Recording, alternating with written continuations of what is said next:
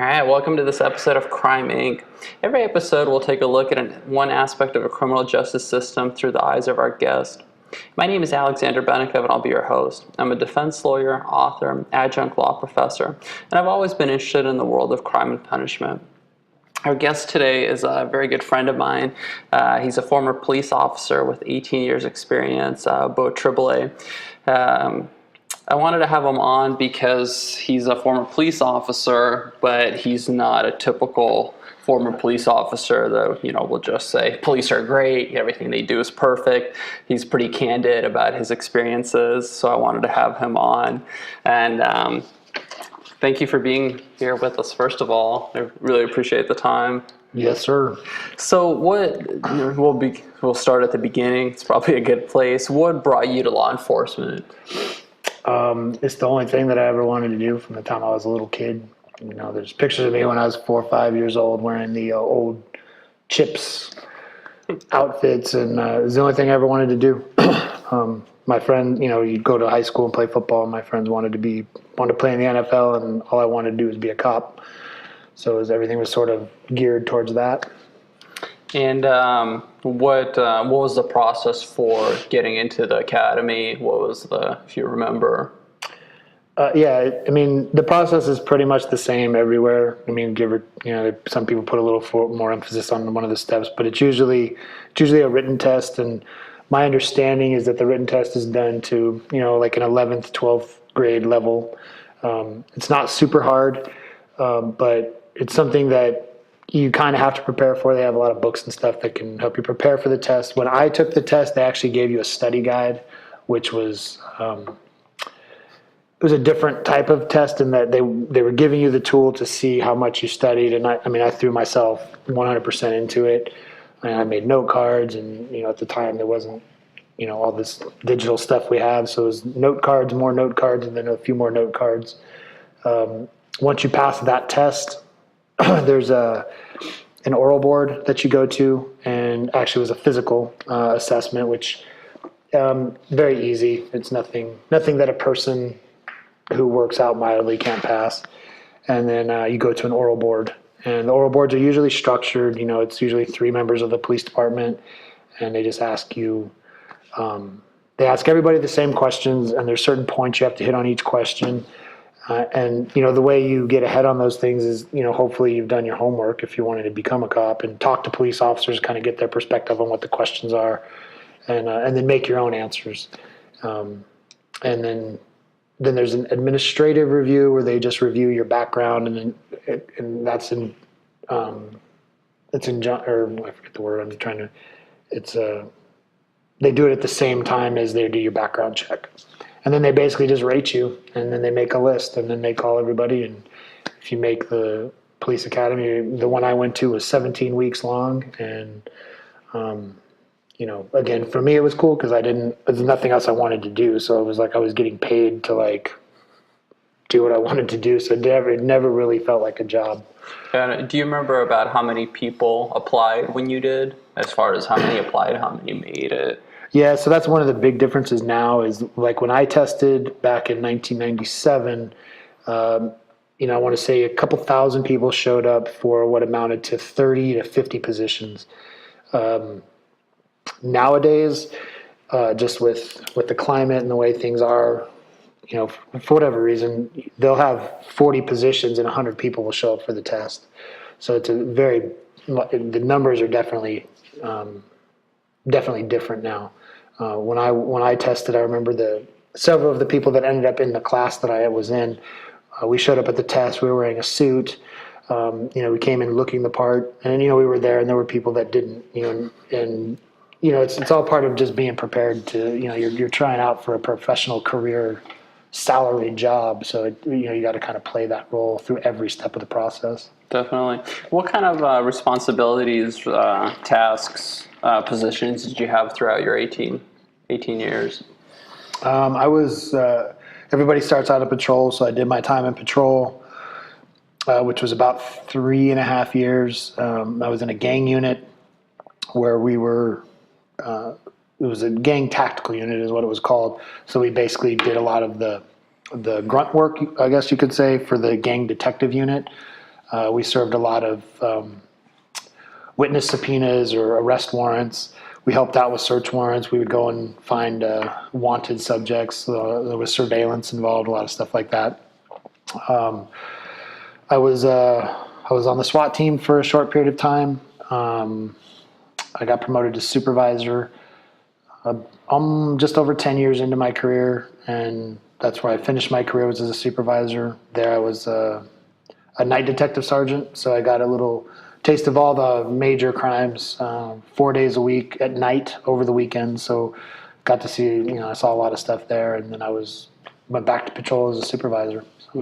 So going back to the beginning, you finish the academy, you become, it's referred to as a beat officer or, patrol. What was that like initially?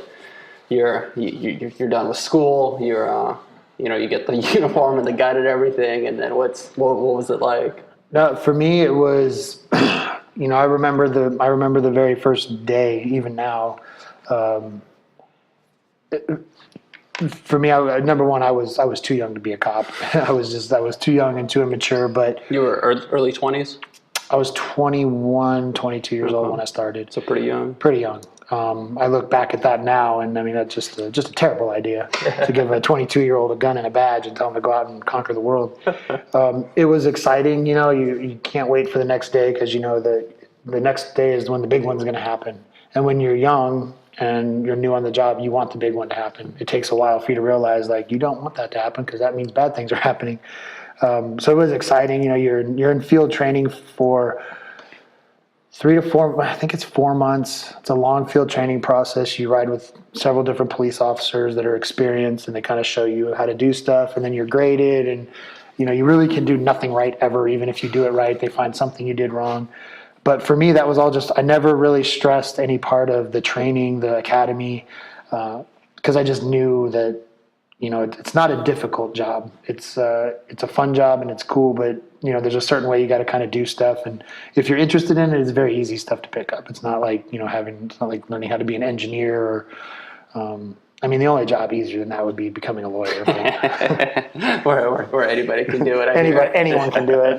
Just throwing those degrees out there. How long before you were on your own? It was 4 months. You ride with somebody at the first 12 weeks is, I think it's 12, is you're riding along with someone and they're helping you out. And the first phase, they help you with everything. The second phase, you do a little bit more on your own. The third phase, you're kind of almost by yourself. And in the fourth phase, your training officer in a lot of departments wears plain clothes. They go out with you, and you handle everything. Because I guess it's scientifically proven that if you go to a call and one cop is in a uniform and one cop is not, they go to the cop in the uniform. So those last 2, 3, 4 weeks, you're kind of on your own. Then you graduate the program, and they bring you in and give your evaluations, and then they assign you to your shift, and you go out on your own in a police car all by yourself. Those first couple of months or 6 months or a year, did you feel like the academy prepared you properly for being an officer? No. The police academy, it shows you, I forget, there's a nifty little saying.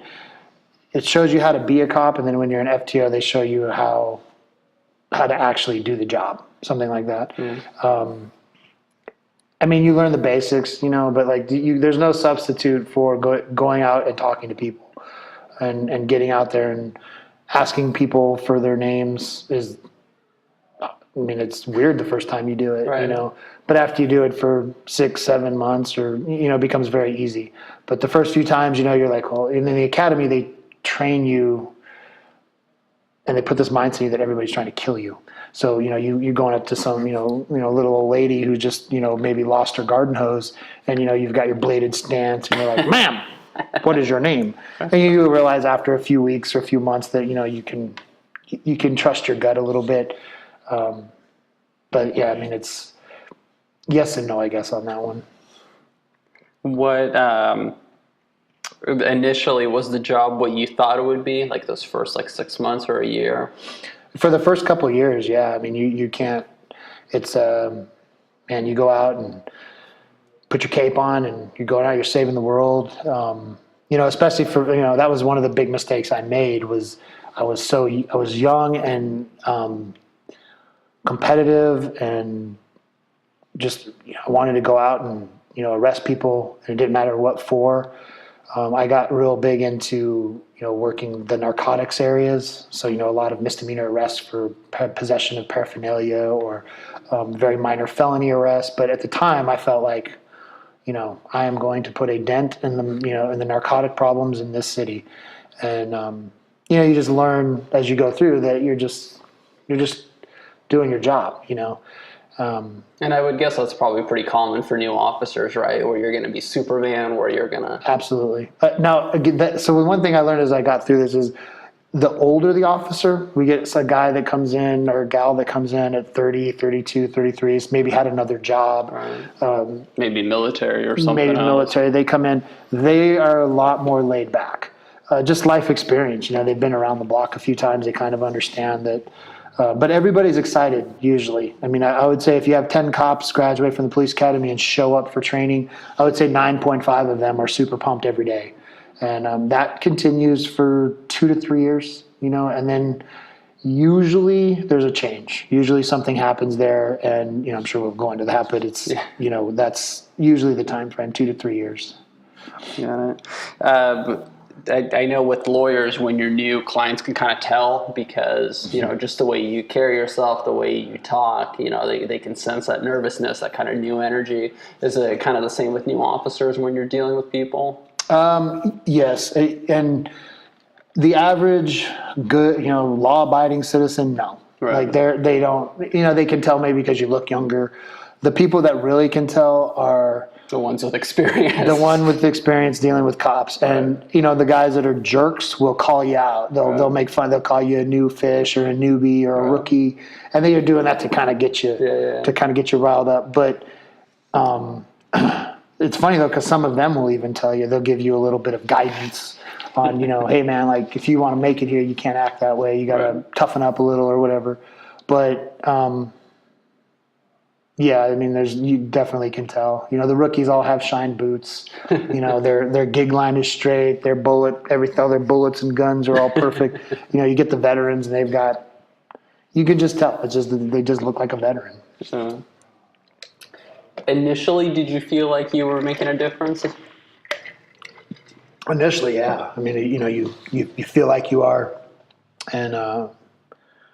It's what you sign up to do, arrest bad guys and help people, all the quintessential things you hear. For the first few years, that's pretty accurate. So when does the change or the turn kind of come? It's probably pretty gradual, I'd imagine.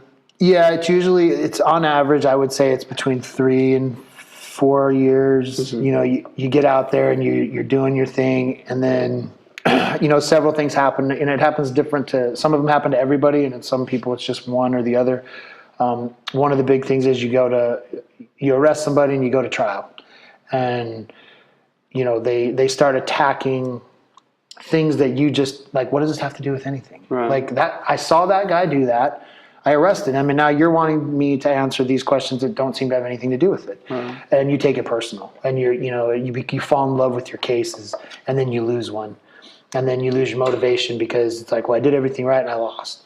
It's very common with DUIs where, the officer goes out and really tries to do the best job they can. And then a defense attorney doing their job, picks it apart and makes them feel like they didn't do the right thing. They embarrass them in court. Mm-hmm. So it becomes very... And probably the newer you are, the more personally you take that. Absolutely. Right? Absolutely. I mean, at first, I'd get into, arguments with people, defense attorneys but later on in your career, they ask you a question and it's just like, no, why didn't you do that?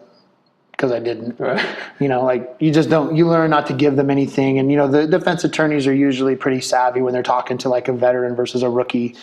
But that's one thing that happens is you start to see that the system doesn't always back the effort. The other thing that happens is officers get into trouble, and that's what happened to me. And now let me preface that by saying, like, I deserved to get in trouble. I was running around like a chicken with my head cut off. But it still kills your momentum. Police investigations, and this is something that people don't understand, is that police investigations are very, very hard on the employee. because they have to do it a certain way. There's got to be a certain amount of confidentiality. They can't talk to you about it. You're left in the dark, which is all just part of the process, but it's very difficult to deal with. It's very hard to keep an, because it's the worst case scenario. You think you're going to get fired. You think you're going to be prosecuted. You just, all the worst parts of the book are going through your head. And in reality, you're looking at a reprimand or a day off. No, it's at the end, it's no big deal. And that can be a momentum killer for people. What kind of, with other officers, what kind of stuff, like example wise, would you see like they would get written up for, investigated for? And I'm sure there's a huge range, but some of the stuff that you saw. It's an encyclopedia. It could, I think one of the common ones is, missing court. Guys forget, they oversleep, they don't check their court calendar, or, very rarely are officers doing things maliciously. Right. A lot of guys when they're new, and it's one of the things I got written up for, bad searches, because you think you're doing the right thing, but you start moving too quick. You don't see a lot of excessive force people, because I just don't believe that I believe the majority of police officers are out there trying to do the right thing. They're not trying to brutalize anybody, but you get caught up in the moment, something happens, and you're being investigated for it. And so, rudeness is a big one. The thing with the rule where I worked was the expectation of the chief was that the only time you can use profanity is in a super high stress situation, a felony vehicle stop, you're in a fist fight with a guy. But if you have a bad guy cussing at you, you're expected to take the high road. And that's all nice on paper. But when you have somebody dropping F-bombs on you, it's very difficult not to come back and be like, hey, man, and let him know what you think. But you can't do that. And again, I learned the hard way. You can't have those conversations. People look at everything a police officer does in uniform, the attitude, your demeanor, and it's an adjustment, and one of the people some of the folks that make the best cops are former corrections officers, because they have to know where they come from. Their job before, it was one of them and 50 inmates. Right. So they had to have great communication skills. When they come out in the field as a cop, they kill it, because they know how to talk to people already. And they already know how to talk to people who are already angry at everybody. They're in jail, in prison, whatever. So, but man, you would be surprised some of the things that get investigated. I think most people would. And it's never the thing. I guess the one thing I've tried to get across to people is that, please, there is no thin blue line. Like if you're accused of doing something, the police department does their investigation and they try to do it fairly. Of course, the employee that gets in trouble never thinks it's fair, right. But they go through the process, and it is an awful process. The officer, whether they're found responsible or not, it weighs on your mind, every minute. It's a difficult process. And, I think people think that, a cop does something wrong and their supervisor comes and says, don't do that again, and then they go have coffee. It doesn't really work that way. It's like in every 80s movie, right, where the guy gets called into the office and the guy yells at him and says, you're screwing up, but we need you. And then, they go back to... No, they call you and say, you're being investigated. We can't tell you anything else. Be down here tomorrow. and you're like, what? What do you mean? And that's got to be a great feeling. It's terrible. And it's one of those things where, the thing is, most of the time when you get called in, you know what you've done. Yeah. But there are times where you get called and you're like, I have no idea what this is about. And then, and usually that's a good sign. Right. If you've done something, you're like, I know what they're calling me in for on this one. And the big rule is if you don't lie, just don't lie. And opinions vary on that too. Right. So it's a... And that probably, I know, probably right now comes up in trial also, where officers get themselves in trouble, where, they think they're helping, the case. And, I've done, enough trials, where you can see where the officers, trying to help versus the more experienced guy or, woman that's just going to, this is what happened. You might find him guilty, you might find him innocent, and, I'm just going to tell you what happened. And, right. It's years after that. It does become, like I said, most of the police officers I worked with weren't there to do anything wrong. You just get, a lot of times people get caught up in the moment. A lot of times they're just afraid. Someone, a supervisor calls you and says, "Did you do this?" Well, your whole life, every time your parents called you in and said, "Did you take the last cookie?" No. There are some kids that are like, absolutely. But for the most part, your first initial response is to deny or to defend yourself. Right. And that's absolutely a no-go. You're expected to tell the truth and be honest and forthright all the time, which, I think, if we're living in the real world, I think that's a lot to ask, all the time. Yeah. So a lot of it's up for interpretation too. So, it's just Yeah, and I know myself when I was 21, I looked at the world very differently than I do today. So I'm sure, officers, the same thing, you're 19, 20, 21, 22. You probably have a pretty different outlook. Yeah. Do you remember any of the advice that more experienced officers gave you when you're new, as far as what to do, what not to do? I'm sure there's a lot of interesting ones here. The overwhelming thing I heard, and I wish that I had listened to, was slow down. That was the thing that I heard, and I just remember looking at these senior guys and being like, "Look, man, if you just want to sit around and drink coffee and eat pie all night, like you do that, I'm going to save the world." And then fast forward a year and a half, I'm in trouble because I'm going too fast, and they're just sitting there going, "Told you. Want to go get pie now?" And I'd be like, "I'll be there for the pie." Yeah, because I grew up with cop movies like everybody else. Where you're just running around kicking down doors, throwing guys off balconies. That's every movie where you see an officer on a slow day they're chasing people. Yeah, no, if there's kind of the saying that I would use to people was I would always use myself as the example and be like, "Look, these are the things that I did. Like, I want you to avoid these pitfalls, so on and so forth." But it was always just the idea of like, slow down. Just most of the time as a police officer, there's times you got to make a split-second decision, but that's usually a no-brainer. Slow down. You're not changing. You're changing like the thing right where your feet are. You're changing that. But at the end of the day, you're not making a dent in the Colombian drug trade.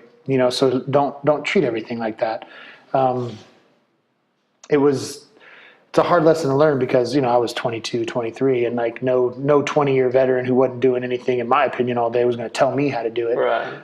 And I wish that I had listened. And that's what I wish I had listened. But then at the same time, I'm glad I learned the hard way because it made me better as a supervisor, because I would tell the officers if they got into a situation where I could kind of head it off before it became a habit for them, was like, "Look, man, this is what I did. I did the same thing you did, and this is what happened to me. So, like, just trust me when I tell you this. Like, if you go looking for trouble, you're going to find it. And as a police officer, you don't have to look for it. It's going to find you. They send you to the trouble." And that's a good segue to my next question. At some point, you became a supervisor, right? Yes. So what were some of the things that made good officers? You mentioned people from corrections backgrounds, but what were other things that you noticed as far as backgrounds or temperament or attitude? I think people that had a job, because let me start this off by saying being a police officer is an easy job and it's a fun job. Mm-hmm. I would challenge any officer anywhere in the world that wants to come and sit down and have a conversation with me about how difficult labor-wise their job is. Like, let's have that conversation, because that's just not the way it is. It's a fun job. So the people that make the best cops are people with life experience. Like, sometimes former military guys are a little too intense, but usually if they have somebody that's directing them or that is their supervisor that they respect, it's not a problem. They usually fall right in line because they're used to following that chain of command. People with college, they can be good and bad. If you get somebody who's 22 years old right out of college, thinks they know everything, they're pre-law, the pre-law guy. I was going to be a doctor, but I decided to make this lucrative career choice instead. They can be a handful, but they can also be mentored. They can, if they have an open mind. So willing to listen. Yeah, the best though, I would say, are people that maybe they went to college and they got their degree and then they went and worked as a teacher, or they went and worked as a, pick your, management or whatever, and they wanted a career change. And then they come and they see actually how good you have it as a police officer. You work 4 days a week. You get all these holidays off. They provide you all your equipment. And you're making a good amount of money. For the average cop makes $60,000, $70,000 a year. That's good money in Arizona. So people that have perspective is a big thing. They know what it's like to actually have to go to work. And a lot of the guys that were really good at this were guys that had like labor jobs, like landscapers. A guy maybe had a pool business. And now instead of working 7 days a week, he's working 4 days a week, 10 hours a day. They're a lot more accepting of, hey, don't do that.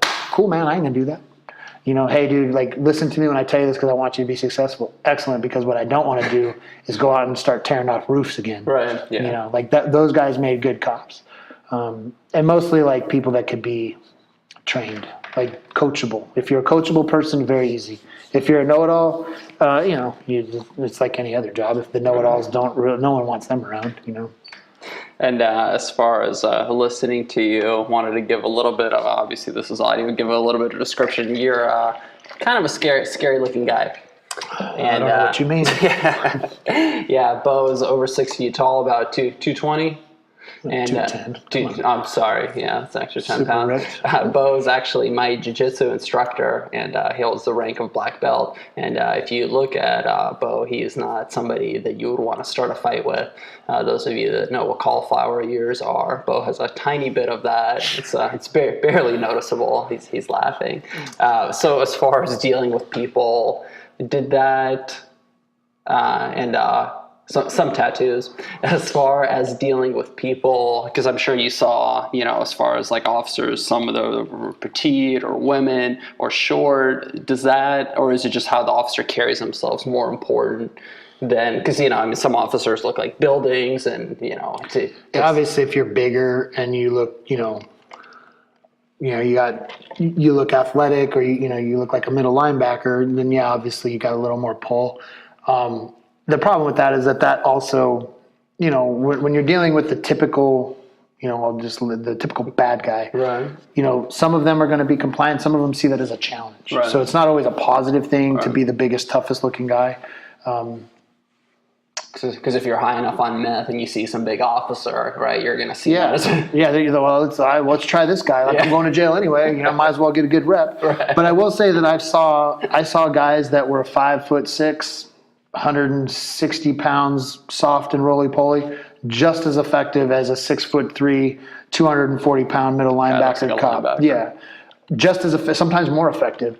I've seen female officers that I would take with me on a call more often than I would take a big guy, because if the office, and it didn't matter to me if you were a female or a male. And a lot of people, some people have heartache with the way I say this, is that you have to know your limitations. Mm-hmm. Like if you're a black belt in jiu-jitsu and, you can handle yourself in a fist fight, well, that's a lot different than having no jiu-jitsu experience, no fighting experience, but still being the same size. Like you're not going to be able to handle the same things in the situation. If you're a 5'4" male or female, like you're not going to have the same chance in a fight against a 6 foot, 200-pound guy. Right. So as long as you recognize that and you don't make police work into some kind of competition or like, I'm going to prove my worth, because no one cares. Like the best thing you can do is just realize like, probably don't want to have this fight on my own. I need 4 or 5 more cops over here. And then maybe everything simmers down and there's no problems.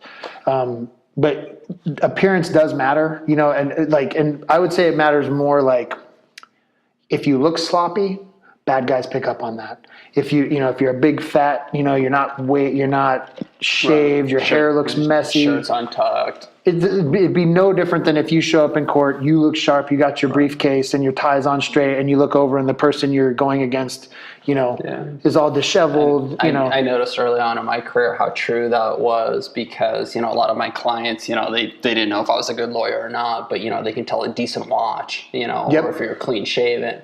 I had one of my first clients, I didn't know the up from down. I was so new, and he's like, "You're a good lawyer because your shirt's really nice." Right.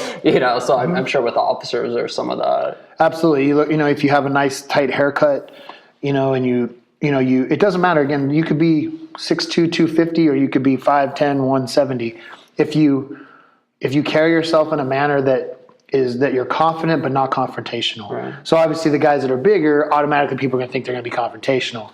And that was one of the problems I had. And not only with bad guys in the street, but also with my peers, was I would have this, they would have this impression of me because I would walk in a room and they'd be like, oh my God. And like, it's just the way I look. Like I can't help the way I look.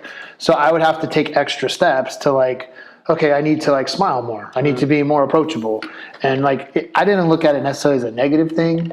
Initially I did, but then I just looked at it as like just another challenge to the job, is trying to keep people cool. And then I started using it as an advantage because people would see me get out of a car and they would expect, oh my God, here comes World War III. And then I would be as nice as as nice as they thought I was going to be mean. I was just like, hey guys, what can I help you with? That type of thing. And it just takes everybody's level down a notch, So You mentioned it's a fun job. What makes it fun? I never had another job, so I might be speaking out of context there. But or what made it fun for you? It's just something different every day, and especially when you're a young 22, 23-year-old, you're out there and you have the opportunity to chase the bad guy, help the little kid. You drive around and your presence makes a difference in your mind. You realize that as you do it longer, that it doesn't make as much as a difference as you think it does. So the first few years it's fun, and then you make friends, or you have peers that you get along with, and that becomes sort of the bond, and you enjoy those interactions, and everybody's sort of on the same page. A lot of that has to do with the squad you work in, your shift, and it becomes sort of a competition between our squad's better than your squad. We did more traffic stops, or we got more bad guys, or we took more calls. And as long as it's all done in a healthy manner, that made it fun. Like there's really, police work is what you make of it. And, I made it difficult. I'd say this, anybody that knows, I made it difficult for myself because I had a hard time. I always wanted to do things my way. And it's not always the best way in police work. If I had to do that over again, I definitely would have done a few things differently.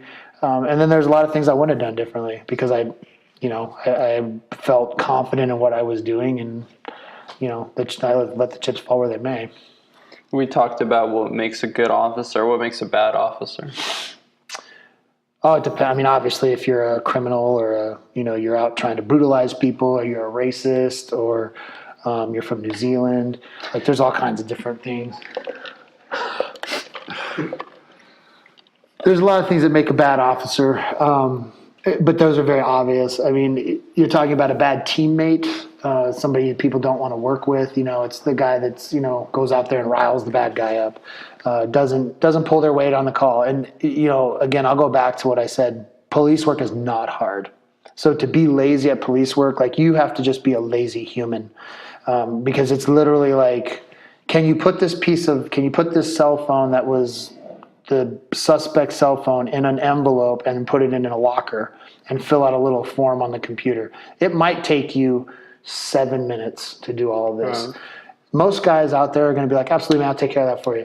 But you get that one out there that's just like, oh, well, that's the one people don't want around, A friend of mine had a case a couple of years ago. It was an aggravated assault with a baseball bat. A person was almost killed with the bat, and the police forgot to impound the bat. And that, yeah. And you're like, really? You didn't think they may need the bat? And they're like, oh, I just forgot. Exactly. I mean, that's people that are bad cops, people that have no, you asked earlier what makes a good cop, and there used to be this thing that, there's a question when you're hired, and how many times have you partaken in a certain substance? Mm-hmm. And, there used to be a saying, like, either you told the truth and you were disqualified, or you lied.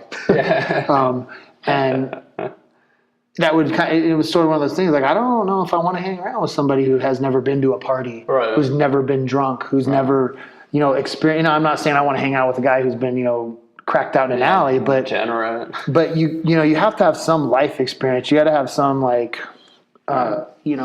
be able to have been down that road a little bit kind of understand, I guess. Yeah, makes sense. Yeah. What would surprise people, or what did people misunderstand about police? Like, what was there now, or when you were on the force? Was there something that you're like, oh, I wish people knew this, or officers wish that people knew this, good or bad about officers? I think the good is that most, like I said, the majority of cops I worked with, I mean, and these aren't people that I necessarily would, send Christmas cards to. Most people are there to do the right thing. They're there to help, and mistakes are made, and people forget they're human beings. They're not robots. So, you can only, and they have things going on outside of their job, like, guys married, gals married, and they, having a tough time at home, maybe they got a sick kid, they come to work, they're not fully focused, and some bad guy says something to them, and they drop an F-bomb on them. I mean, that doesn't make them a bad person having a bad day. Right. So, I think that the cops are humans, they make mistakes. The malicious ones, like, it's only a matter of time before those ones are caught. And when they're caught, they're prosecuted, they're handled, they're publicly humiliated, which they deserve. Okay. But I think that's one thing that I would, I would tell people is that, it's not what you see, in the movies. A lot of the news stories that come out are slanted because it's a sexy news story. Right. Me and you, if I was still a police officer and what you said you do, you're an attorney. Yeah, in quotes. But if you go out and get a DUI, yeah, no one knows. Right. I go out and get a DUI. It's all over every newspaper outlet, and it's a misdemeanor arrest. Right. So like that's, and some people be like, well, that's what they deserve because they're a police officer. And, that's all fine and dandy until it's your brother or your brother-in-law or your sister-in-law. So there's a lot of scrutiny and, pressure and stuff. But again, like, I got to say, it's still a pretty cool job. It was still, I don't have much for doing the actual job of police work. There's not much I would have changed. I had a pretty good time doing the job. Mm-hmm. What about some of the bad things as far as police workings? Well, this is one that, the internal politics of a police department are very difficult to deal with. Very difficult. There's a definite, now there's no thin blue line. In fact, I would argue that it's the opposite. And from my perspective, there's sort of a saying that there's those who can't do teach. Yeah. And in police work, it was those that can't do command. And it's, and I'm not saying every one of them, but I would say if you took 10 commanders and put them in a hot situation, 8 of them won't know what to do. There's a couple and they'll do it well, but 8 of them will be, because they're too concerned about how is this going to affect them becoming a captain, or how is somebody going to look at this, instead of just doing their job, which is what they expect us to do, or what they would expect, officers to do, and then they scrutinize it. Is it an issue of seniority over merit as far as promotion? Because I know that's a big issue with a lot of prosecutors' offices. A lot of the prosecutors I work with, the good people don't get promoted, but just because somebody's been there a long time, they move their way up. No, the promotion process in a police department is actually really fair. Of course, the people that aren't on the top of the list will tell you how unfair it is. But they give you a book. They say, here's your book. Study this book. We're going to test you on this book. Or maybe it might be a book and a disc full of information, whatever. Right. I don't think you can get any more fair than that. They give you exactly what you need to do. They have a course that the police department brings in to help you prepare for the test. It's not free, you got to pay for it, but it's as fair as you can get. There is some seniority points. But if you're asking, I think the question is, if you have a street savvy veteran tactical officer who is a great detective, that doesn't mean he's going to get promoted to sergeant unless he sits down, studies, scores well on the test, goes through the process, and he gets promoted off the list. But you can also have a person who did a year in patrol and then, took some desk job, and then they have a lot of time to study, so they study, and then they get promoted, but they don't have any field experience. And the problem with that is the officers they're supervising know that. They know that this person doesn't know how to do a tactical scenario. They don't know how to deal with a homicide scene or an angry customer. They don't know how to deal with any of that because maybe they grew up with this officer. They came up through the ranks and saw this person go through that process. So that becomes an issue. So it's a fair process, but the thing that you get a lot of times that I heard is officers would say, well, I don't want to be a supervisor. I only want to be responsible for myself. Well, that's insane because there's no every cop is responsible for everything that's going on around. Right. So my response to that was always, so you don't want to do an eighth of the work for double the pay? Like that, you're adverse to that? Like that's a bad thing to you? And then they would say, well, how come you don't want to be a lieutenant? And the monetary gain to promote to the command level is not always worth it. There are some perks that go away, like they work 5 days a week. They're always on call. They kind of, it's a 40-hour work week, but not really. They got to work more than that. Right. So it's, there's a lot of different ways. The promotion process is not like, it's not always best man for the job, but it's available for the best man. If he wants to take it, he can do it. So I never listened to people that would complain about, well, if I was a sergeant, it'd be like, how much time do you have on? You have 7 years, so you can test. You're choosing not to test. So no more. Like, you don't get to talk about it anymore, dude. Like, take the test if you think you can do it better, do it. Either that or just shut your mouth, Which, again, that kind of attitude is why I don't get along with people. Obviously, the issue of police-community relations is a huge issue. It's in the news pretty much every day. What, in your experience, could be done to make things better between, and obviously every jurisdiction is different, every city is different, but is there any broad ideas that you saw? Yeah, so yeah, you called me, or we're doing this and I'm talking, so I'm going to tell you. Absolutely. What you do is you tell people the truth. The problem that you have here, and again, God bless them, when you send a commander to a neighborhood meeting, the commander is going to tell the neighborhood what they want to hear. They're not going to tell them the truth. Very rarely. And I went to a lot of these community meetings as a supervisor, and there was only a handful of supervisors or a handful of commanders that would go in there and actually just say, this is the way that it is. These are the constraints that we're working with. This is what we're trying to do. Tell me what your problems are, and let's try to figure out a solution. Most of the time you have a commander go in there and go, we're going to do that. Don't worry about that. And they look at me and be like, Sergeant Tribolet, go ahead and write that down. And then they'd, absolutely, I totally understand that. Write that down. And then we would leave and I would never hear anything from them. So it's more of listening to what the issue is and being honest with them. Like when people talk about certain things that go on in police work, instead of like running from the situation and going, no, that never happens. Like acknowledge, yeah, that happens all the time. Here's why. This is the reason that happens. Because if you explain to people, then at least they have the truth and they can either internalize it and they can internalize it and they can either deal with it. They can help come up with a solution. But if you're constantly bullshitting, can I cuss? Yeah, of course. Okay. If you're constantly bullshitting the public, then they don't trust you. And I think that starts. So you have a commander that walks in there and says, look, the reason we're not able to respond to this problem is because A, B, and C. And they know that A, B, and C is true. They're automatically going to be like, well, what can we do to help with A, B, and C? Now you're working together, as opposed to, absolutely, we're going to get right on that. Write that down, Sergeant. And then he leaves and he goes to do whatever he's going to do. And then I'm sitting there going, what am I supposed to do with this? There's no or maybe write up a plan to deal with this. Then you send them the plan. It takes them 5 weeks to respond to you. These things are not hard. They're not hard, difficult things to do. But when people say, hey, we have people speeding through our neighborhood and running through stop signs. We want you to put a cop there and monitor that stop sign. Instead of saying, that's not going to happen. Right. Okay, we don't have enough cops to dedicate one police officer here. Here's your options. Your neighborhood association can hire an off-duty officer to come here, and you'll have plenty of them coming in because all cops want to sit there and do that. Right. Or you just have to, we'll let the beat officers know. We'll have them go over there. We'll make some special assignments, but we cannot guarantee you anything. But when you look at somebody and go, we're going to get right on that. We're going to solve that problem. And then a month later, nothing's changed. Happens. Then they come in and they're like, hey man, what happened with that whole thing? Right.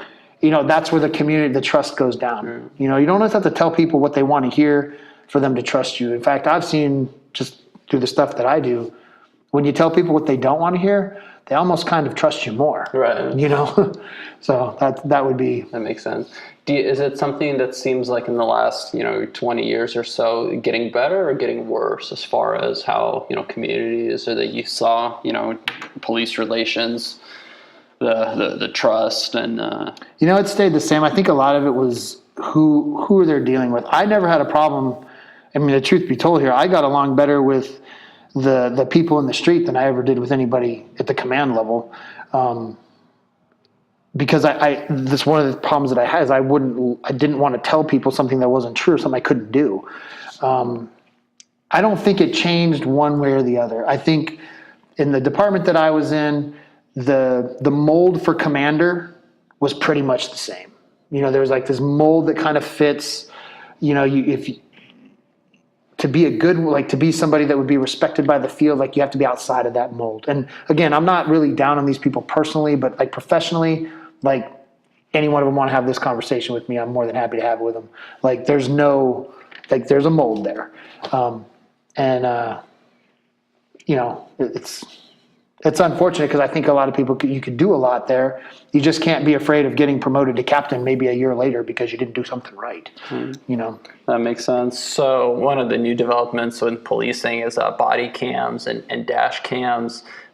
Is that something that you see as being good for crime deterrence or for police, or what's your thought? I left right as those were becoming in the last few years I was there, they were part of what was going on. Mm-hmm. I think they give cops obviously hate them because you can't sit around and run your mouth, but it also keeps you on your best behavior. If I know that I'm being recorded, I'm less likely to get out of line. So it's a good check. But a lot of times what ends up happening is somebody makes a complaint. The officer called me, he said this, or he did that. And then you listen to the tape and that didn't happen. Right. And when an officer does something wrong, they should be held accountable. Like I'm not ever going to sit here and be a cop apologist and be like, no, cops should be given more leeway to deal with people. No, man, like if they're doing something wrong, they need to be held accountable. Like 100%, dude. And like there's a lot of times where they'll call the cop in and they'll say, did you say this to the person? And the cop will go, no. And then they push play and it's like, you did. And that happened to me. But it holds everybody accountable, the good guys and the bad guys. And it's the police equivalent of everybody whipping out their cell phones. Right. If they're already on camera, when I was a supervisor, I used to tell the guys that worked with me, that worked for me, and I use that quotations because they didn't work for me, they worked for the city too. So my job was to make sure they were there on time and whatnot. But I would always tell them the same thing. If you just do your job and follow the rules that are set forth in general orders, you're not going to have a problem here. Just follow the rules. It's not that hard to follow the rules. And I'm not going to cover for you. I was always very clear about that. If you call somebody an asshole, then you just have to deal with what the repercussion is. You get a reprimand, a day off, whatever. Like, you're not going to get fired for that. But, don't expect me to cover for you. So they always knew where they stood with me. So if they had done something, what happened? They would just tell me, and I'd be like, okay, cool. Like, here's what's going to happen. Like, we either do an investigation or don't do that again or good job, whatever. And you move on from that. And I would always tell them, how you deal with this is up to you. It's not personal to me. You call the guy an asshole, I have to give you a reprimand. Now, it doesn't mean I don't like you, but it's just business, okay? Now, if you continue to do this over and over again, then I'm going to start questioning, like, what the hell's wrong with you? That's a problem. But, everybody makes mistakes, no big deal. So it's usually, that's kind of how you handle it. Now, a lot of people take things personal, and like a supervisor may look at their employee, his misconduct as a direct reflection of them, so they take it personal and they want to correct this person. And I was always just like, look, man, like, I'm going to hold you accountable. Like, that's just the bottom line. So if you just do the right thing, we don't have a problem. And when you screw up, because we all do, just cop it. Just cop to it. It's no big deal. On the quality of life and happiness question, the analogy that I kind of have, tell me if this sounds accurate, if this makes any sense. You're familiar with tractor pulls? Sure. So those of you that aren't, there's the weight on the back, and the farther the truck makes, the weight moves up and it gets harder, right? So is it kind of like that with officers? Like when you're new, all the weight's on the back of the truck and you're happy and enjoying the job more, and then over time the weight transfers and it becomes heavier. Does that make sense at all? Yeah, I mean, yeah, and that's kind of, I think, the gist of what we're talking about is that when you start out, you're very, I think, the idealistic about what the job is. You're going to go out and help people, and as you go through the career, you realize that that's not really the way it is, and there's a lot of politics involved, a lot of things that you can't control, and I would say it's fair. I mean, it's an accurate way of dealing with it. People, when you first become a cop, like this is, I guess, maybe a way to look at that. I couldn't believe they were paying me to do this. Like they gave me a paycheck, and I was like, "Oh my God, look at all this money," and it was maybe. I know the feeling. It wasn't even a lot of money, right. But when you're 21, but when you're 22, doing what you like to do, get put on my uniform, put my cape on and my gun, and I'm out there chasing the bad guys and arresting people and helping people, and it was great. And they give me a check for that. I was like, "Oh my God, this is amazing! I can't believe this," And then you fast forward 10 years, and the same guy that I'd be sitting there going, "Man, can you believe they're paying us to do this?" is now sitting there going, "Man, I can't believe this is all I'm getting paid." Right. Now he's doing an eighth of the work that he used to do, because now he's angry and older and maybe not as in good a shape, and he doesn't he's pissed off at his wife, and his girlfriend don't talk to him, and he's mad at everybody. So now he's complaining about it.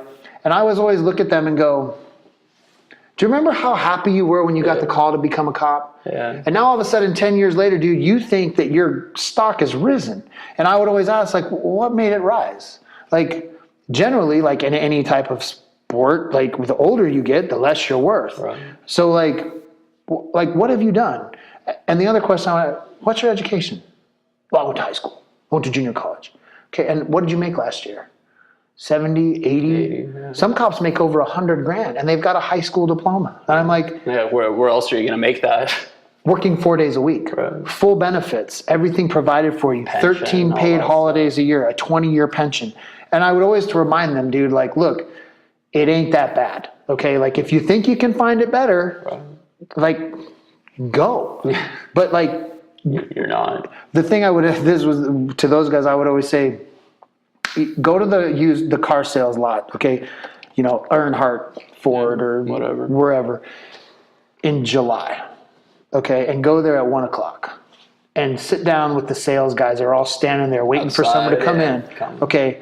On the off chance that one guy that they get in their rotation is going to buy a car and they can make $100, go sit down with them and tell them how rough your life is, and see how much sympathy you get. Go tell the landscaper, or the roofers, or the guy did road construction. Yeah, man. Like no one has any sympathy for you. So like, instead of being like, look at yourself and be like, okay, like I'm doing a job that literally a trained monkey could do. So like, it's not that difficult. And like, here's the proof of that is like, you say that everyone around you is stupid. They're all doing the same job you are, bro. You're the only smart one. You're the only smart one here, dude. Like, you're smarter than the captain is. Like, I don't understand your train of thought here, but you still think you deserve all of this money. Like, should you be compensated? Of course, man. Like and you should get a raise here and there, but like, when that's not possible, no one's screwing you over, man. Like, how about if you're a police officer, you don't get to have a Mercedes. Okay, like you don't get to be a member of the country club. You get to have a nice car and a nice home, and you can afford to play golf every once in a while and maybe take your wife out for a nice dinner. But like, there are budgetary constraints. You ain't flying to Paris for lunch, but that's where the change is, man. Like, people are first pumped to have the job because it's fun and great, and then all of a sudden they're pissed off at everybody because they deserve more. And that just, to me, never computed, because I was like, what do you think was going to happen when you became a cop? In your experience, was it just kind of like once the switch is made, or is it something that just progressively gets worse over time? So like after 15 years, as you get closer to 20, or is it just kind of at a certain point kind of stays consistent? I'm sure it varies, but yeah, I think the general rule is like, people either get, they kind of go down that road at 3 to 5 years, and it just kind of, it becomes a steady decline. Right. And it's gradual. Or they look at it and they go, you know what, I need to do something different. And they become a bike cop, or they become a dog handler, or they join the SWAT team, or they become a pick your whatever, motorcycle cop. Or they wait, maybe they promote. If you're bored, like I said earlier, if you're bored as a cop, that's your fault. Like there's enough stuff to do. I mean, you can literally put in for a job where you literally do nothing. Like they pay you to do, like to show up and you sit at the front desk. Or you can go become a bicycle cop. And usually that will rejuvenate the person. Right. You know, like, oh, cool, like I'm in the bike unit now. And they do that shit. And then after a couple of years, it's like, this is getting kind of old. Or they fall in love with that and they want to keep doing it for another 5 years. Then they say, okay, well, I'm getting tired of being a bike cop. What do I want to do now? Maybe I'll try for the gang unit. So they got to go back to patrol for a certain amount of time. Then you put in for the gang unit. And you get into the gang unit. And then I'm pumped again. Well, now you can see like that's killing your time. You know, at first you start with 3 to 5 years of patrol. You do 3 years in the bike unit, come back to a year. Now you're at 9. You do 3 more in the gang unit. Now you're at 12 years. You promote. You've got some good street experience. But the one thing that we're not throwing into this mix now is we now have the millennials. Okay, and the millennials, damn millennials, they change everything. They bring a lot of good things, but they bring a lot of things that are challenging. Right. And so it's not a death sentence if they're disgruntled at 3 to 5 years, if they're coachable, which is what I talked about earlier. If they're coachable and they'll listen, because anybody who's got 20 years on and is pissed off would definitely tell this person, unless they're just a bad human, like, do something different. Don't go down the road I went down and get all pissed off and angry at the world. You know, because it really, man, it's like anything else. It's all the attitude that you have, in my opinion. Definitely. Would you classify most officers that you worked with as happy?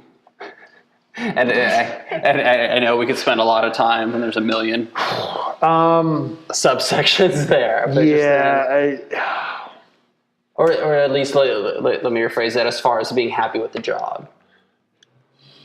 No, being happy with the job, no. I think if you break it out for somebody and go, okay, what's wrong? Right. Well, I don't like my lieutenant. I don't like my sergeant. I don't like this. Okay, well, do you like your house? Like, do you like your car? Do you like the fact that you can eat food and take your family on a Disney vacation once a year? Work 4 days a week or whatever. Yeah, once you put it in perspective, I think they're content. Right. But there's just so much politics, and some of that politics is self-induced. Some of it is stuff that you have no control over, but you think you do.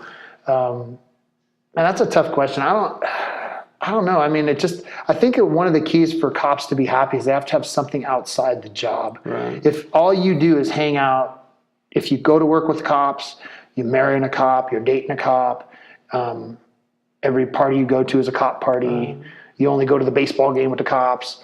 Cop softball league. Cop softball league, cop bowling league, right. My best friend's a cop. Right.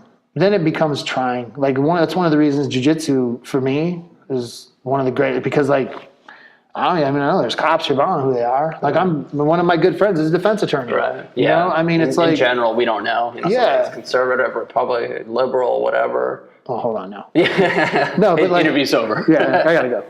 But I got to know Alex Benikov before I knew. I mean, I knew you were an attorney, but I didn't know you were a defense attorney. Yeah. So like we've already established that, and it's just what you do. It's not who you are. Yeah. I think if being a cop is who you are instead of what you do, your chances of being miserable and kind of feeling like I didn't really do a lot, even though you did, because you're A-type personality. I want to save the world, and when it's all over, and it's everything that you have. Yeah, it's all you have, and then you leave. You hear this all the time. Cops fucking they retire and they die in 5 years. Right. Well, that's because they don't have anything else but being a cop. It's the only thing they know is to go put the uniform on and tell people what to do, and I'm saving the world. Man, if you have something to do, like it's just a job. You leave and go do that. You often hear as far as cops having issues with like work-life balance. You hear about the high divorce rate. I guess that kind of relates to what we were talking about as far as having a perspective. Was that something that you saw? Yeah, I think, the divorce rate, like I can't tell you that I know. I mean, a lot of people get divorced, but I don't think it's any higher than anything else. I mean, there's a lot of people with super strong marriages, man. A lot of people you'd say, well, 2 cops getting married ain't going to work. I know several couples that are cops and it works out fine. That's fine. I think a lot of it has to do with age. There's a lot more things than just being a cop that really affect everything. But yeah, man, there's definitely. And this kind of ties into this as far as substance abuse issues with officers. Obviously, it's a huge issue, and in every profession. But was that something that was an issue that you saw, whether it was alcohol or drugs or pills? with officers? I will say that I never, in the time that I was there, I never knew of or saw anybody do anything illegal, any illegal substance. I never saw a cop, hitting a joint or doing, buying illegal pills. Right. But what I will say is that cops there's a lot of stress, a lot of anxiety, a lot of, there's depression involved. But what you see a lot of with cops is, there's a lot of PTSD issues. They self-medicate. There's a lot of drinking. Now I'm not a doctor. I'm not going to sit here and say, I worked with a bunch of alcoholics, but the challenge that I tell people when we have this conversation is, well, show me a cop get together, a Halloween party, a St. Patrick's party, a Christmas party, where there's no alcohol. Okay. Show me where there isn't a bunch of cops going like this with Coronas. I can show you that picture from my jiu-jitsu team. Right. I can show you that picture from, this other group that I hang around with. But in that scenario, and again, I'm not judging, I'm just saying like they self-medicate and, people get through their things whichever way they feel like. Do I think it's a problem? I mean, that goes to the individual. I mean, I know people that can have a beer or two, but I also know people that can't have a beer or two. Right. The one beer leads to a case. Right. And then we'll just drive home. It'll be fine. And then they wake up in a ditch. Yeah, or they make terrible decisions, or, it becomes an issue in their life one way or the other. So, yeah, I mean, there are those issues. Now, I will say the police department and most offer resources. The problem is there's a stigma with taking those resources. Right. If you go in and say you have a problem, within 12 seconds of going in and asking for that, everybody knows. Right. And you're the drunk, or you're the one with the mental issues, or this or that, and it really it's a. And I'd imagine there's a fair amount of I'm this tough guy, I'm a cop, I don't need to go talk to somebody. Absolutely, right? It's what happened to me. Mm-hmm. I mean, I had some serious issues that I wasn't going to go and show that I wasn't the big tough guy, that I wasn't the big former SWAT gang guy. Mm. But when I did eventually go ask for help, it was not provided. Oh wow! Which is also to say, I have a hard time telling cops that I talk to people from time to time that have issues, and what should I do? Go through your resources, but if that doesn't work, go get help otherwise, because you don't want to end up in the boat that myself and several people that I know are in, and that's an awful place to be. And is there also a part of it that the small case guys, girls, that they're afraid to ask for help because they're afraid how it will affect their career? Absolutely. That's 100% what happened to me. You go in and say you're having problems dealing with the things you're seeing. I mean, one of three things is going to happen. And the first one is in my opinion, the most unlikely. They're going to stop what they're doing and get you help immediately and do the right thing. Okay. Or you're going to be labeled, or they're going to make some kind of a disciplinary bullshit issue out of it. Now, any commander, listen to this. Well, that's not true. Yeah. And I'd be like, well, yeah, of course, we'll get them all the proper help right away. And my question is then, so why isn't that happening? Right. Why isn't that happening? If I'm not telling it how it is, then sit down with a group of cops and ask, how many of you think you're fucked up? They'll raise their hand. How many of you would ask for help? None of them will raise their hand. Not here, because there's no everyone will tell you, there's confidentiality with this person. But everybody knows the Everybody knows right. That is the case.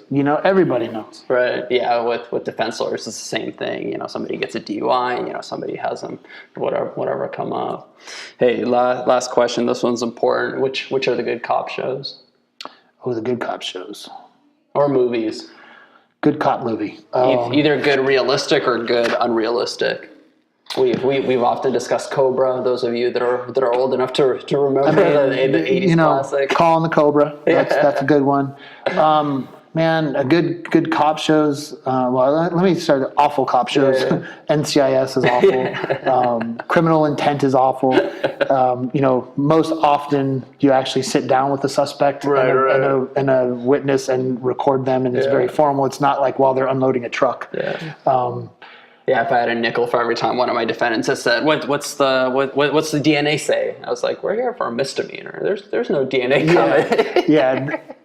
I think Gosh, I don't even know. I think like one of the best things that if people want to see what it's like is if they had a Cops, the show Cops, and they had the uncut version of what it took to get those 3 episodes that you watch in the half-hour session. Cops joke about it all the time. What they should do is make a reality show called The Real Cops. And what you do is you go and ride around with the police officers and see what they really do. I don't think there's any like I think NCIS and those shows put like a lot of silly things in people. Like at no point did I ever push a button on my desk and a hologram of the crime scene popped up with the trajectories and stuff like that. Something out of Star Trek.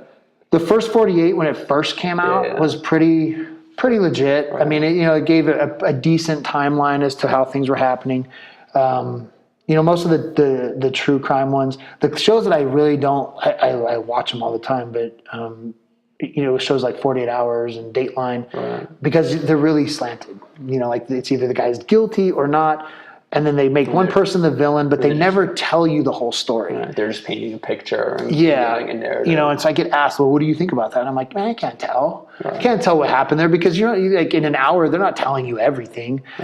Especially when it comes back, they spend an hour telling you the story and then they go, the jury came back in 12 minutes. And I'm like, for sure there's something more to this story. I would tell people don't watch cop shows. Like watch some stuff that makes you laugh, dude. That's way more better for your soul. Great. Hey, thank you so much. This has been a real pleasure. Really, really appreciate the time. Yeah, man, definitely. Thank you so much. Cool.